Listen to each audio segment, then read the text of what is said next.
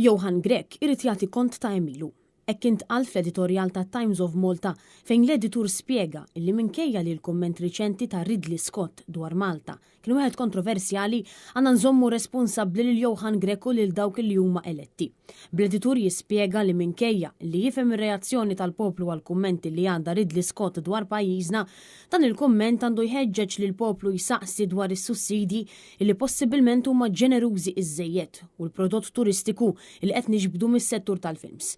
Kien fid-dawl ta' dan illi l-editur staqsa li x'għandna nikkunsidraw diretturi tal-films illi benefikaw minn fondi Maltin bħala ambaxxaturi ta' pajjiżna. L-editur jgħid li dawn l-aspettattivi huma r-riżultat tal-gidba illi GMGL jemmen il-poplu Malti wawċi illi jekk lil Scott intuħ dak li msejjaħ red carpet treatment awtomatikament se jirriżulta f'reklam għat-turiżmu. Intant l-editur insista illi għandna ndawru ħarsitna lejn l-iskema ta' sussidi deskritta bħala aggressiva. Skema illi minna Ridley Scott benefika 46.7 miljun euro.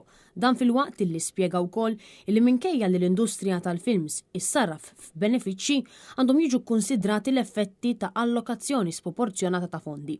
Il-Times fakret illi kien l-Awditur Ġenerali ddikjara li huwa inkwetanti n-nuqqas ta' rendikont fin-nefqa finanzjarja tal-Kummissjoni tal-Films u inkwetanti wkoll is-saħħa illi għandu l-Kummissarju Johan Grek. Hawn issemma l-fatt illi minkejja dan kollu il-Prim Ministru Robert Abela xorta waħda baqa' jala għajnejh quddiem il-miljuni kbar illi qed jittajru bla doċċ.